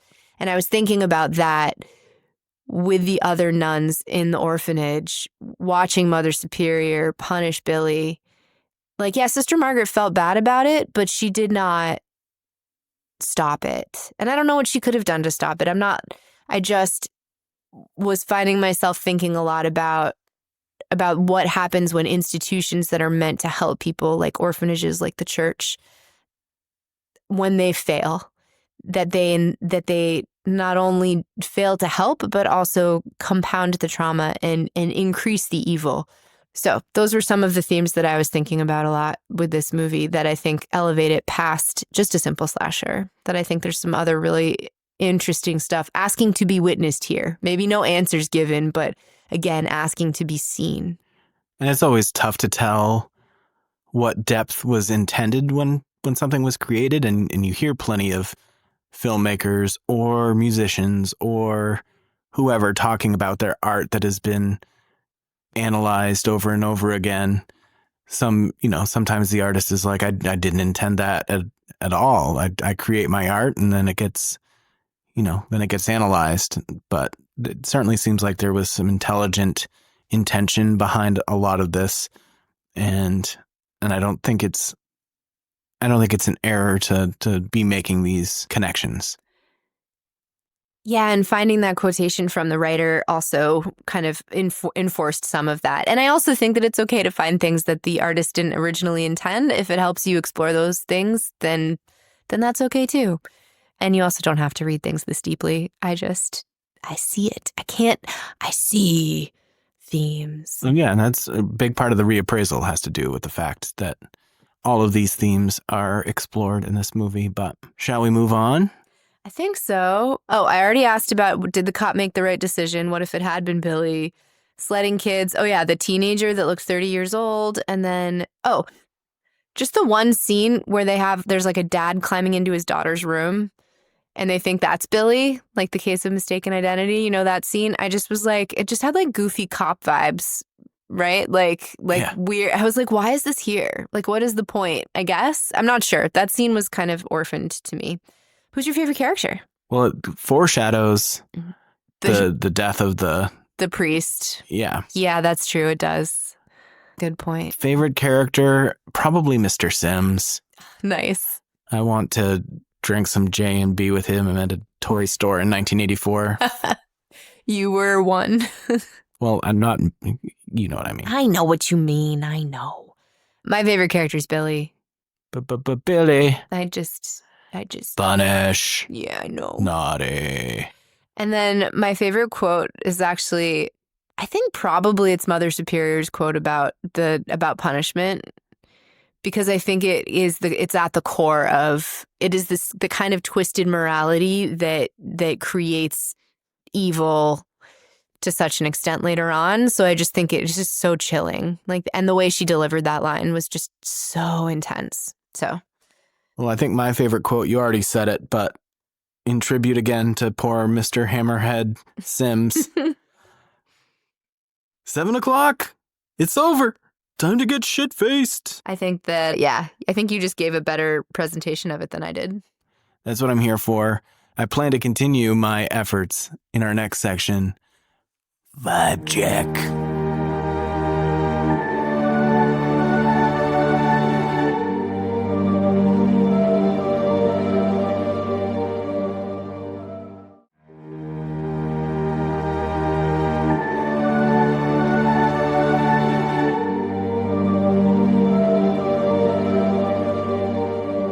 This is the vibe check section. Whoo!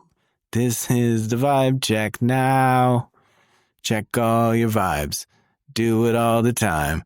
And you will know that is how. Okay. Is that good? Sure. I don't have as much for this section this week, which is good because we're really pushing it this time. I know. But we're having fun, and that's all that's important. And real quick on cinematography, cinematographer was a Danish gentleman named Henning Schellerup, or something along those lines. Really interesting thing about him is that he worked in the camera department on many films, not necessarily as a director or photographer, but around this time he was working in the camera department for Death Race 2000, which we really enjoyed. Remember that movie? I do. And also, same year, he worked in the camera department on A Nightmare on Elm Street. Oh, cool. Same year. Yeah. Oh, wild. He was the director of photography on around 40 films during his career, beginning in 1969, with a long list of exploitation films and X-rated films, including Her Odd Tastes, The Tale of the Dean's Wife, Come One, Come All, a movie called Heterosexualis, which I've actually seen, and it is so bad.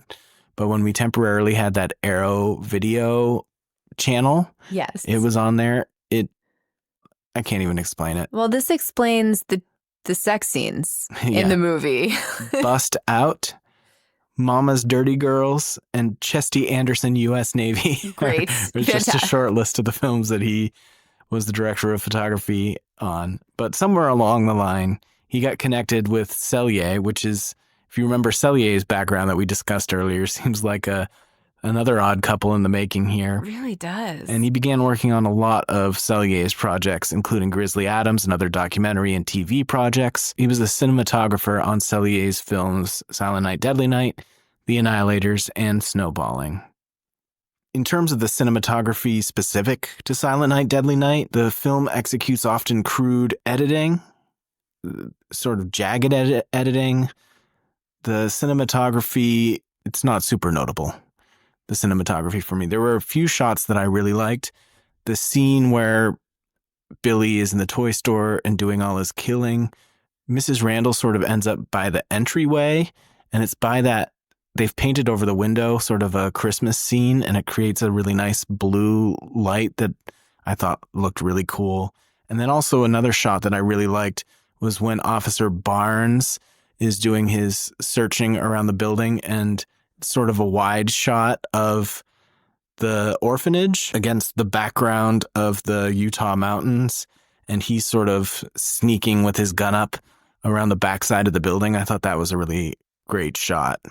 I had a couple shots. Another one, actually, when Helen tries to call the cops, also in the toy store, but she goes to pick up the phone and the camera is angled down really low and kind of looks up at her. So this must have been really close to the shot you were talking about. But I remember I wrote that down.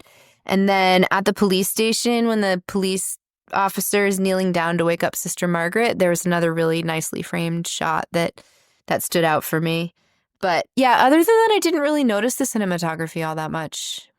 And that article I mentioned earlier from celluloiddimension.com suggests that some of this uninspired cinematography, some of the theatrically stilted performances together sort of paradoxically enhance the viewing experience of the movie, because it is such a rough, like jagged movie itself.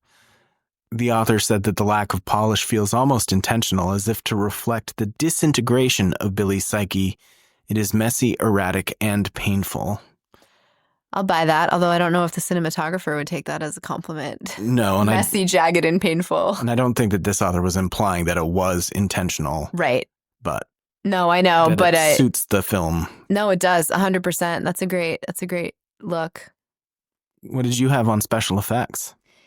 Not a ton on them, other than that I thought they were really good, quite graphic. Really good. I could not find out much about them in terms of production, other than some interesting information about the special effects guy, Rick Josephson, also a Mormon. He did special effects for a bunch of movies I found interesting, including Runaway Train in 1985, which I don't know. Runaway train. There it is. Coming back. Okay. Now that's going to be in my head for the rest of the week. Cujo, 1983. Oh. Neon City, 91. Not familiar. Sounds cool. Fright Night Part 2, 1988, which is on our list. And then also High School Musical 1 and 2. Whoa. Interesting, there's some information about him on MormonWiki.com, but they do not list Silent Night, Deadly Night as part of his filmography. They wouldn't. They list the other ones, but they don't list this one, which is interesting.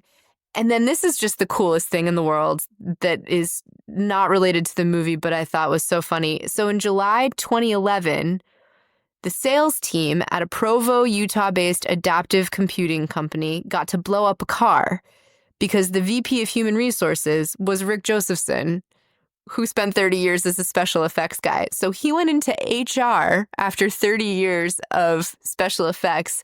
And so as a reward for hitting their sales target back in 2011, the VP of HR blew up a car for this computer company.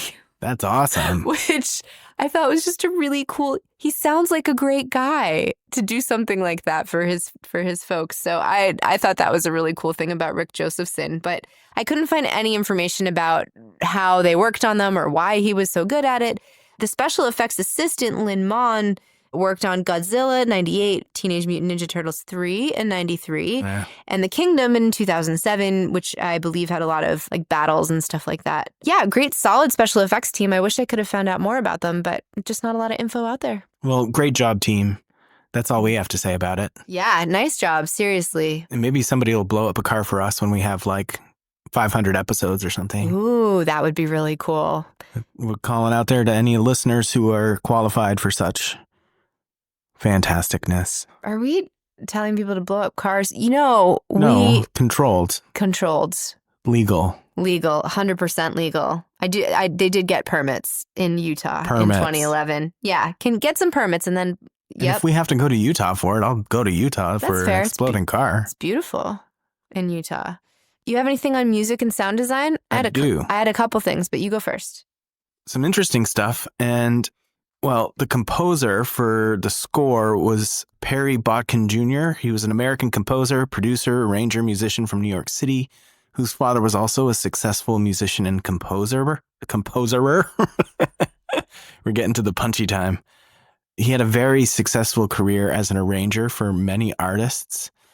There's a song called Nadia's Theme, which was composed by Botkin along with Barry Dvorak, which peaked at number 6 in Canada and number 8 on the Billboard Hot 100 in 1976.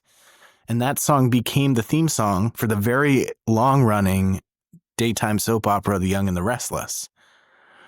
He was also a major contributor to the Incredible Bongo Band. That is the name of the band. I didn't add that adjective myself. Incredible Bongo Band, which was considered one of the most influential groups of all time for its bongo rock album, which is one of the most sampled from records of all time, making it a major influence in the origins of hip-hop. That's really cool. The interesting thing is it is not the score, Mr. Botkin's work, that really stands out in this movie. It's all these Christmas songs that are not traditional Christmas songs. I wrote that down too. And I think I did this research correctly. I got tripped up a little bit, thinking that the person I was looking up was not the person and blah, blah, blah. But most of the original songs in this movie were written by Morgan Ames, including the songs Sleigh Rider, Sweet Little Baby, Christmas Flu, Santa's Watching, The Warm Side of the Door, and Merry Christmas Baby. There's a couple other songs. The producer Ira Barmack wrote Christmas Fever, and Ricky Phillips wrote It Must Be Christmas. But this Morgan Ames, who wrote most of these songs, was born and raised in Burbank, California. She worked on some other movies, Troop Beverly Hills in 1989, For the Boys in 91, and Without You, I'm Nothing in 1990. However, she also wrote, performed, and or collaborated with a huge group of artists. She apprenticed under Quincy Jones. She worked with Roberta Flack, Johnny Mandel, among many others. She's a founding member, leader, and arranger of the a cappella jazz vocal group Inner Voices, which is especially loved by LA audiences for their annual Christmas jazz show. So that's probably going on right around now. Sounds awesome. And she has arranged and been involved with several prominent performances of God Bless America, like the 2010 Super Bowl performance by Queen Latifah, and during the 9/11 telethon arrangement for Celine Dion and David Foster, and also the 2016 Rose Bowl. She's been a backup singer on the Academy Awards and with Leanne Rimes for the Olympics opening ceremony. And there were a ton of other artists that sounded like she did backup for and stuff.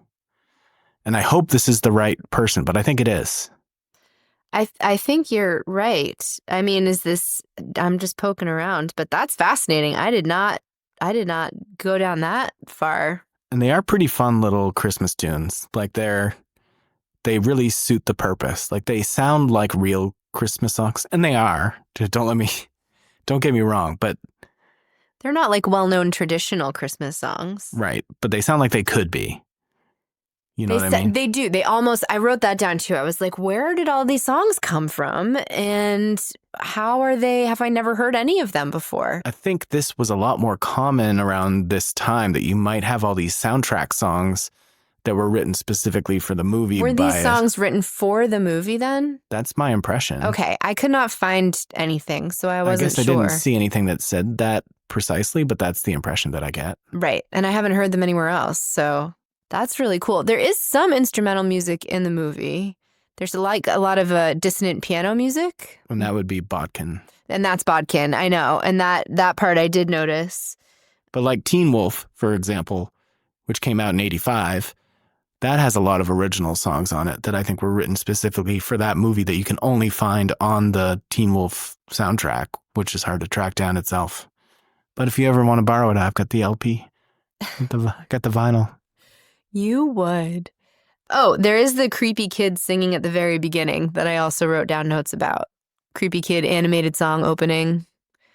I don't know if you remember. What were they singing? I don't remember. I didn't write that part down. Oh, so you just wrote down creepy kid singing. Interesting. That was a great way to start the movie. Yeah, no, absolutely always is. If you ask me. Great way to start the day. Speaking creepy kids singing.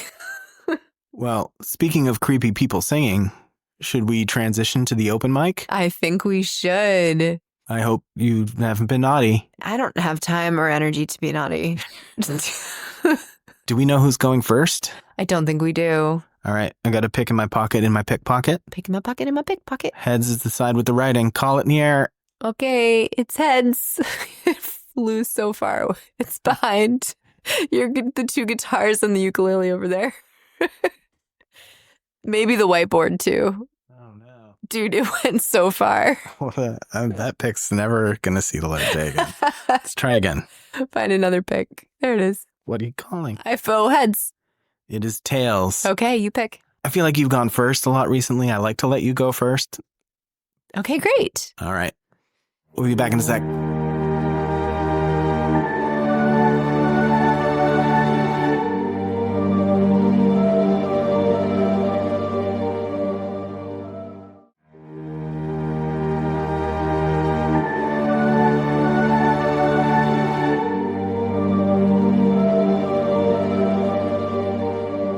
Okay. So I don't know if you're going to think this is a cop-out or really cool, or maybe both. But you can see I'm sitting here with my guitar. This is my first guitar. I got this guitar for Christmas, I think, the year I was 15. So 29 Christmases ago, I received this classical guitar and taught myself how to play with a book because back in 1996, there wasn't really an internet that you could learn how to play the guitar on. So calling back to Christmases past, I won't do this very often, but I just wrote new lyrics for an old song because it just seemed so appropriate. So this is Silent Night, Deadly Night.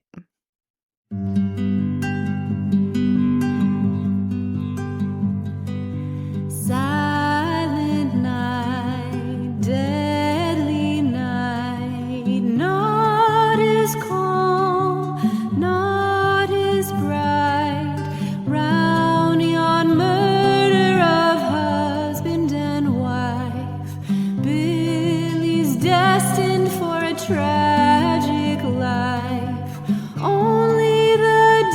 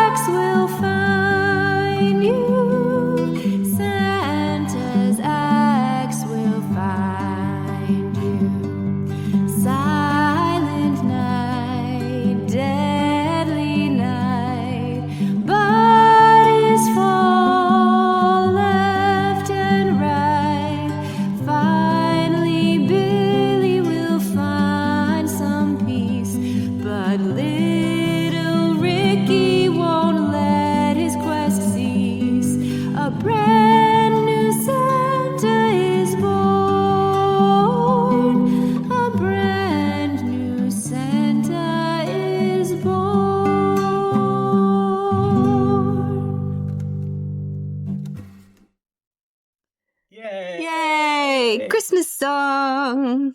How are you going to do it? Nobody knows. Nobody knows. With a limited number of microphones. Very nice. Thank you. That was fun. It was fun. And it'll be nice for the listeners. Very soothing, right? And the good juxtaposition of lovely Christmas classic. Right. With scary Billy lyrics. Right, exactly. And you say people don't listen to the words very often. I am such a word person. I find that so hard to believe, but I know that there are people that just listen to music without the words. So for those, they could listen to that anytime. Well, and I'm not so sure that the original is not about murder.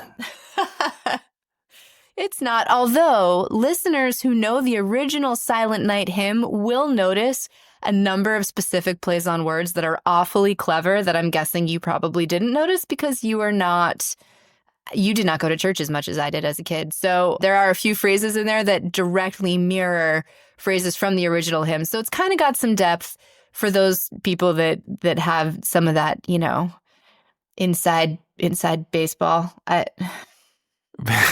What's it called? Outside football. Outside football. Perfect. All right.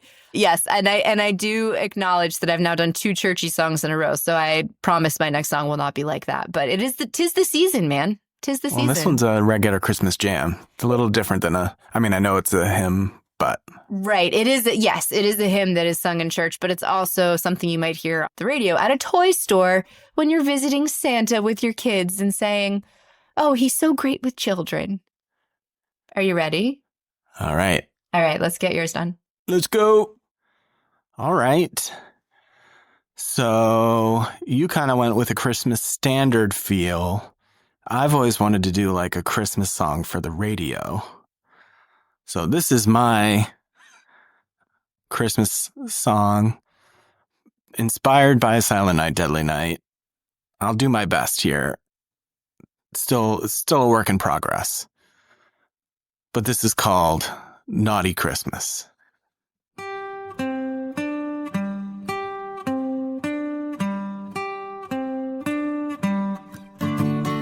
It's a naughty, naughty Christmas. A very naughty Christmas. A naughty, naughty Christmas. And you should be punished. Santa's supposed to be jolly, but he's looking kinda mean. I hope you were good because he's coming to town no matter what you believe. He's not looking for reasons, no, he's calling it as he sees. And if you've been bad, he'll string you up like lights on Christmas Eve. Naughty, naughty Christmas, a very naughty Christmas, a naughty, naughty Christmas, and you should be punished. Santa's skipping the chimney, and he's fixing to cause a scene. He's coming for you, and he'll leave your body underneath the tree. It's a naughty, naughty Christmas, a very naughty Christmas, a naughty, naughty Christmas. You should be punished. Yeah, you'll be punished because Santa's brought his axe and he's likely to attack because nobody's been perfect all year long. He hasn't got his list, yet the punishment persists, and he'll cut you down over the smallest wrong. It's a naughty, naughty Christmas, a very naughty Christmas, a naughty, naughty Christmas, and you should be punished. A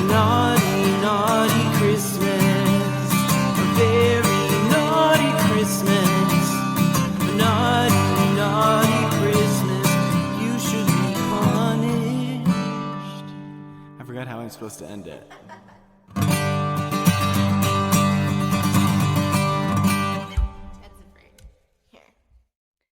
That was so much fun. And a radio song makes sense given all of the crazy Christmas radio songs that there are in this movie, right? Like that are made just for this Warm film. Behind the Door. What is it? I don't know. I think it's warmer on the other side of the door. I had it written down. I don't have my notes in front of me, but they're on the other side of the room. Ted really liked it too. Yay. I also could hear some pretty fun background vocals as you were singing that. Like, I think we could do some fun, cheery stuff with that. Yeah, maybe we could do this one together. I was just thinking that. I think that would be perfect for next week. Okay, cool. Because it's going to be our last song of the year. It is going to be our last. That is wild, and I refuse to accept it. Well, 'tis what it is. It is, and you should be punished. Oh, also, I wanted to point out we both used punishment and punished as well as Santa's axe. So those, I think it's really funny that those are How could you not? I know, but like I also think that is, really when you look at how one movie can inspire different interpretations, the things that are the same I think are also interesting. Absolutely. Well, those are our songs for Silent Night, Deadly Night. I think we're losing light. Should we rearrange and get back at it? Let's do it. Punish.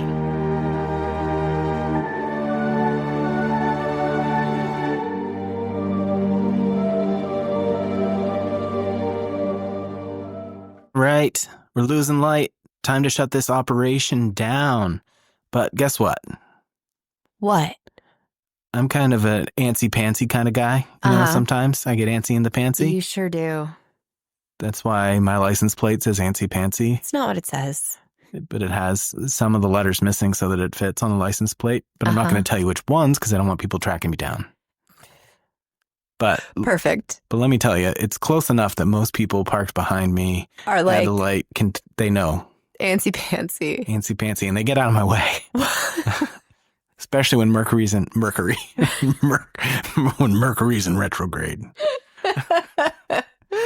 But due to my antsy-pantsiness, your antsy pants, I think we just lost listeners over this. It was now, not the 2 hours ish. So we've got a few holiday episodes still upcoming.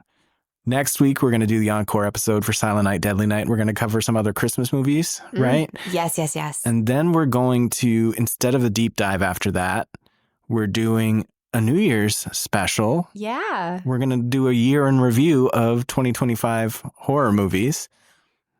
And that is movies that came out in 2025. Right. Specifically. That's why it's a New Year's Eve year in review. And the week after that, we're doing our top 25 of 2025, which includes any movies that we have watched in 2025. They could have been from 1907. I don't think we watched any from 1907, maybe 1908. But if that falls in our top list, that's the list we're talking about. Right. So there's couple of list weeks.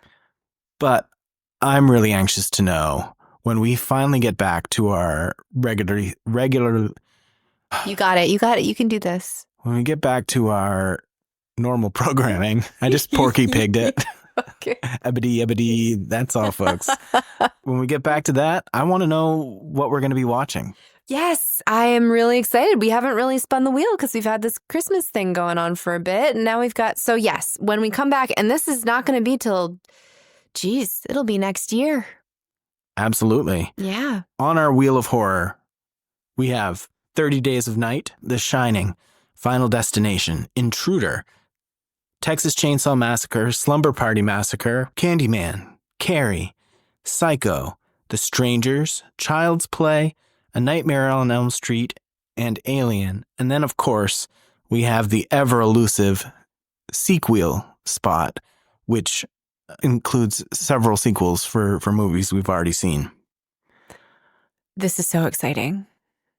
And I'm sorry if you can't hear the wheel spinning anymore on this. We do have a noise reduction filter that we run this through that luckily cuts out a lot of the passersby in their automobiles and maybe the snow blowers that are abound this time of year. The children or the animals. The opening of the doors, scratching of the rugs, all of the obnoxious noises, except for our talking. It specifically keeps that in. So if you find that obnoxious, my apologies. I can't fix that. But you might not hear the spinning of the wheel, but I'm going to spin right now. And I've decided I'm going to add dialogue upon top of the spinning of the wheel so that you know that the wheel is spinning. I can't wait.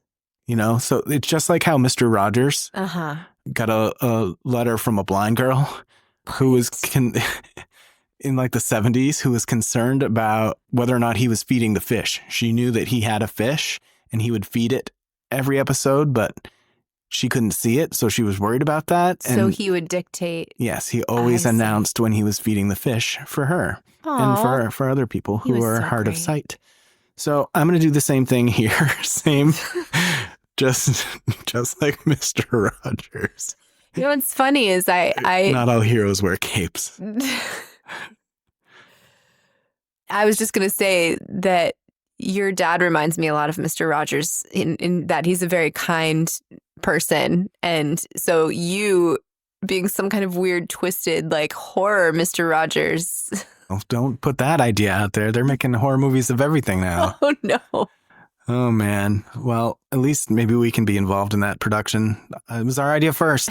We said it first. God. Today's I've got the timestamp and everything. So bite me, Horror Rogers. No. I'm now going to spin the wheel. The wheel is spinning. It's delightful. It's going round and round. The wheel's green, black, and gray. And we have landed Final Destination. Yay! I'm so excited. So sometime in next month. I don't even remember you saying Final Destination when you just read the list of movies off. I don't know. Well, it was on here. I think that's like the one name that you didn't read. I'm surprised. I didn't just add it. It was on here. No, I know it was because it's one that's going to be great. And then and all the sequels are also great. So those will go on the sequel. So we'll get to watch. Oh, I can't wait to talk about Final Destination. We watched all 4 of those this year, and it was one of my favorite. What's the word that I want? Franchises. Thank you. One of our favorite trips through franchise that we've gone through. So I'm so excited. That's awesome. That's not till January 21st. And let's try to wrap this up quickly. We got to do the gimmicks too. The gimmicks wheel is yellow, blue, and black, and I'm spinning it now. It's spinning. It's going round and round counterclock. No, it's going clockwise. I had like that weird illusion where it looked like it was going the other direction. You know what I mean? It's like some of those images you see on the internet. And the gimmick is flashback only. Do you want to know what that means? Yeah, I do. Great. I'm going to tell you about it. I have all of these written down, and I'm accessing that where I have it written down. Perfect. On my cellular phone. Sounds very natural. Now I need to find where that's written down. So flashback only is entirely set in the past. And I think we should approach this like an episode of Taskmaster, like a task in Taskmaster. We interpret that how we want and see how that plays out. Set entirely in the past. Okay, great. Flashback only. Flashback only. And we'll see how it goes. Wow. Yeah, I'm going to start ruminating on that for Final Destination. Well, you've got plenty of time to do so. I know. We've got a long time. But hey, this has been really fun. I'm glad. And I know we've got another week of Christmas movies, but it's been really nice kind of building up to Christmas this year with these deep dives. Yes, I hope everybody's having a great holiday season. Please come find us on social media at OMNLDpod, pretty much everywhere. And leave us comments and follow us and subscribe and give us 5 stars. Wherever you are listening, we appreciate it. Or however many stars you think we deserve. I don't think we can demand 5 stars, but if you think it's 5-star worthy. Oh, no, give us 5 stars. Okay. That's fine to say. A lot of podcasts I listen to say that. Give us 5 stars. Okay, fine. Give us 5 stars. I think there's probably some sort of like technique or something, like a secret technique. Okay. That you learn in podcast school, which we skipped. We did skip podcast school, that's for sure. Cool. That's awesome. And next week, we're going to talk about more Christmas movies. So if you're visiting with your family and you're like, what movie should I watch? Or you just are trying to get away from the family and need something to listen to. Yeah, then our next episode comes out 1 week from today. And we'll have a demo of one of these songs we played tonight for you. So. Oh, I'm so excited for that too. Such a blast. This has been wonderful, darling. Yes, it has been. And a lovely holiday season to everyone. I can't say it enough. No matter what you're doing, I hope you're finding some time for yourself and for your family, and you're not letting all the stresses of the season get to you too much. And if you are, go back, listen to one of the old episodes. Yeah. Do a replay. Listen to me say stupid stuff and mispronounce regularly. Perfect. All right. See you next time.